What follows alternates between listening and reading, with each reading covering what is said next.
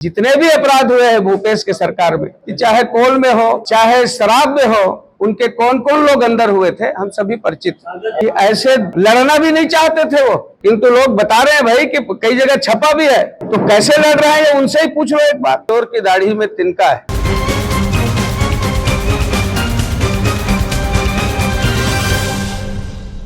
राजधानी राजनांदगांव के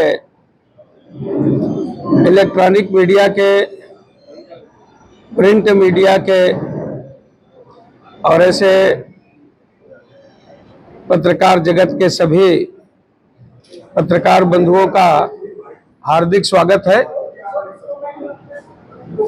हमारे सम्माननीय संयोजक जी मधुसूदन जी, माननीय महामंत्री भरत जी, जिलाध्यक्ष महोदय रमेश जी, सम्माननीय सचिन जी और हमारे प्रदेश के प्रवक्ता नीलू शर्मा जी और आदरणीय संतोष अग्रवाल जी, हम सभी आज प्रेस में उपस्थित हैं।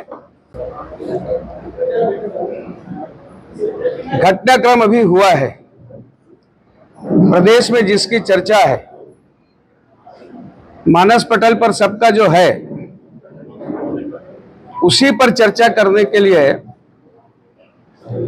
आपके बीच में उपस्थित हुआ हूं। और कांग्रेस के नेता, छत्तीसगढ़ के पूर्व मुख्यमंत्री भूपेश बघेल जी पर मुकदमा दर्ज हो चुका है और वे अभियुक्त हैं। चार्जशीट में उनका नाम आ चुका है, जो धाराएं लगी है आप सबके सम्मुख है। और उसके बाद जिस प्रकार से वो बोल रहे हैं, प्रेस के सामने आ रहे हैं, उन बातों से स्पष्ट हो रहा है कि चोर की दाढ़ी में तिनका है। उनका जो कहना है वो कोर्ट में अब कहना चाहिए, अपना स्पष्टीकरण देना चाहिए। भारत की न्याय व्यवस्था की कोई सानी नहीं है और इस प्रकार का बयानबाजी का कोई मतलब भी नहीं है। वास्तव में इस करप्शन के खेल में सौम्या भी है जेल में, इसी करप्शन के खेल में आईएएस अधिकारी भी है जेल में, इसी करप्शन के खेल में सूर्यकांत त्रिपाठी सहित सब है जेल में। आने वाला समय यहां की जनता ये करप्शन को बर्दाश्त नहीं करेगी और जिस प्रकार से उनको सामना करना चाहिए, मैं तो ये कहूंगा कि जो व्यक्ति मुख्यमंत्री रहा हो, संविधान का शपथ लिया हो, गोपनीयता का शपथ लिया हो और उस व्यक्ति का नाम मैं 22 दिसंबर 2023 को लोकसभा में सबसे पहले उनका नाम लेकर के महादेव ऐप सट्टा की जांच होनी चाहिए, ये मैंने शुरुआत किया था। और उसके बाद जो जांच हुई या जिस प्रकार से ये क्रम बढ़ता चला जा रहा है, ये खुलासे तो वास्तव में छत्तीसगढ़ वासियों के लिए रोंगटे खड़े कर देने वाला है और यहाँ की जनता के साथ, यहाँ की युवाओं के साथ ये बहुत बड़ा दगा है, ये बहुत बड़ा धोखा है। आज का जो युग है वो मीडिया का युग है, सोशल मीडिया का युग है और कुछ भी घटना होती है उसकी क्रिया प्रतिक्रिया तत्काल 10 मिनट बाद पश्चात चालू हो जाती है। कौन कितने पानी में है, सांच को आंच नहीं होता। आप बताएं, एक बार फिर से गंगा जल उठा लो, गाय की पूंछी फिर पकड़ लो, ये तो पुरानी आदत रही है। आज जिस प्रकार से भूपेश बघेल जी ने छत्तीसगढ़ के साथ धोखा किया है, किसी भी संदेही या अभियुक्त पर जांच एजेंसियों की कार्रवाई ये तो नियमित प्रक्रिया की हिस्सा है। कानून किसी के कद या किसी के पद के आधार पर भेदभाव नहीं करता, न ही इसका कोई राजनीतिक अर्थ है। और जैसा उन्होंने कहा कि चुनाव आदि से भी इसका कोई संबंध है, ये भाजपा इस प्रकार से कर रही है, कह रही है, तो कानून तो अपना काम करेगा, कानून को अपना काम करने दीजिए। जांच एजेंसियां अपना काम करेंगी और गुण दोष के आधार पर हमारे न्यायालय निर्णय लेने के लिए स्वतंत्र होते हैं। महादेव ऐप जो सट्टा है, कांग्रेस के समय से ही इसकी जांच प्रक्रिया प्रारंभ हुई। अब जब कार्रवाई आगे बढ़ी है तो वास्तव में ये रुकने वाली और थमने वाली नहीं है। छत्तीसगढ़ की जनता की गाढ़ी कमाई को लूटकर इसका हिस्सा कहां तक गया?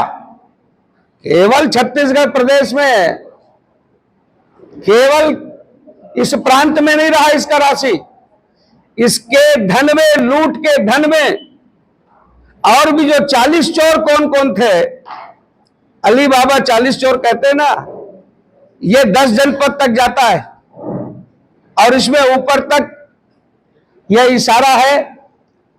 इसका हिस्सा जहां जहां गया है, हमारे यहां प्रक्रिया है, न्याय प्रणाली है, कोई बचने वाला नहीं है। लिखा है असीम दास नामक व्यक्ति के कब्जे से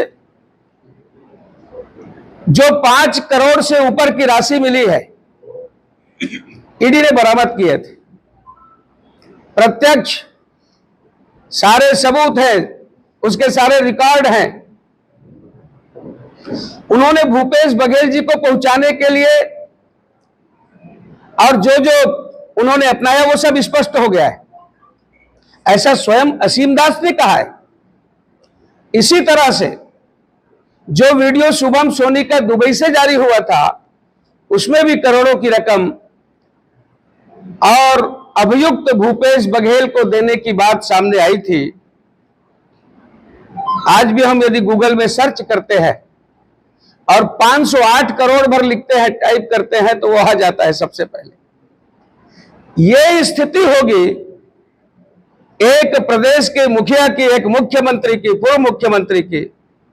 ये छत्तीसगढ़ के लिए ये शर्मिंदगी का ये अवसर आ गया है। छत्तीसगढ़ के युवाओं का लूटा गया, ठगी किया गया।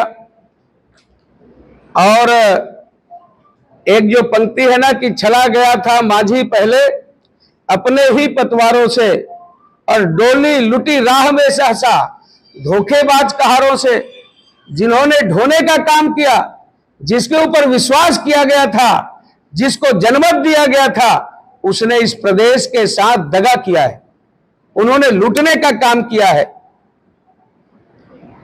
जो गलती जनता ने 2018 में कांग्रेस पर भरोसा करके किया था, वो जनता जान चुकी है। और इसमें जो भी दोषी हो उस पर कार्रवाई होनी चाहिए। भोला भाला बस्तर का, सरगुजा का, हमारे गिरी कंदरा गुफा वन क्षेत्र, आदिवासी क्षेत्र जिसके नाम से छत्तीसगढ़ जाना जाता है, यह उसके साथ अन्याय हुआ है। और भी जो चेहरे हैं वो बेनकाब होना चाहिए। और जहां तक इन्होंने राजनीतिक द्वेष और कार्रवाई करने का जो आरोप लगाया है, तो हमने पहले भी कहा है कि कांग्रेस जो है वो जब कुछ नहीं मिलता तो ऐसा ही करती है। ये तो जब जरूरत पड़ता है तो यदि जीत गए तो ठीक है, नहीं तो ईवीएम के ऊपर भी ठीकरा फोड़ने से और आरोप लगाने से ये बाज नहीं आते। तो इस प्रकार से खिसियानी बिल्ली खंभा नोचे वाली ये जो कहावत है वही सिद्ध होता दिख रहा है।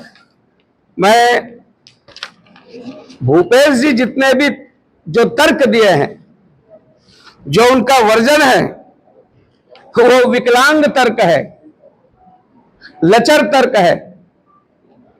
जो भी बातें करनी है न्यायालय के सामने जाकर के ठोस बातें करे। आज जब सबके सामने इन्हीं बातों को लेकर के और भारतीय जनता पार्टी ने ये प्रेस आप सबके माध्यम से हमारी बातें जनता तक पहुंचती रही है, आपके माध्यम से ये पहुंचे, इसलिए हम लोग यहाँ उपस्थित और एक तरह से केंद्र सरकार इस महादेव सट्टा या ऐसी गतिविधियों को संरक्षण दे रही है। उन्होंने कहा प्रोटेक्शन क्यों दे सकता है पावर। बकवास है, उसमें कोई दम नहीं है। भाजपा की ही सरकार है, जितने भी अपराध हुए हैं भूपेश के सरकार में आप जानते हैं, उसको मैं दोहराऊंगा नहीं, विषय आ गया है कि चाहे कोल में हो चाहे शराब में हो, उनके कौन कौन लोग अंदर हुए थे हम सभी परिचित। जिस तरीके से वो अपने होने के लिए और लगातार इसकी कोशिश भी कर रहे हैं, तो जो जिस तरीके से एफआईआर का समय है इसको लेकर भावनाओं को उपयोग करने की पूरी कोशिश करेंगे, तो इसका काट बीजेपी कैसे करेगी? छत्तीसगढ़ की और राजनांदगांव की जनता उनके सब भावनाओं को इस समय ठिकाने लगाने वाली वही भूपेश बघेल है ना, जिन्होंने यहां से सेतु निगम के कार्यालय को, संभागीय कार्यालय को उखाड़ करके दुर्ग ले गए। वही भूपेश बघेल है। एडीबी के कार्यालय को दुर्ग शिफ्ट कर दिए और महुआ खाद्य प्रसंस्करण की जो इकाई है उसको उखाड़ करके दुर्ग लेना चाहते थे। यहां झांकी और हाकी के नाम से जाना जाता है। हाकी को तो 5 साल में समाप्त करने में चले थे, वो तो यहाँ की जनता और हम सब लोगों ने मिलकर उसको जीवित रखने का काम किया। तो इस प्रकार से एक नहीं और भी बहुत सारी बातें हैं जो उन्होंने द्वेषवश इतना सौतेला व्यवहार किया है राजनांदगांव के साथ। राजनांदगांव की जनता बहुत बारीक हिसाब करे। सब जानते हैं कि ऐसे लड़ना भी नहीं चाहते थे वो, किंतु लोग बता रहे हैं भाई कि कई जगह छपा भी है, तो कैसे लड़ रहे हैं उनसे ही पूछ लो एक बार, उनकी स्थिति क्या है। दुबई से प्रत्यार्पण की मांग होती रही है और ये ऊपर का जो मामला है और जो चंद्राकर का मामला है उसको अभी तक लाने में नाकामयाब दिख रही है केंद्र की सरकार।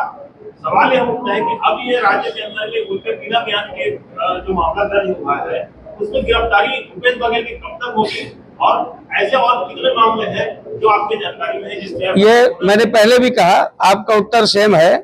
इसमें कानून अपना काम कर रही है और ये उनका अधिकार क्षेत्र है, अपने हिसाब से।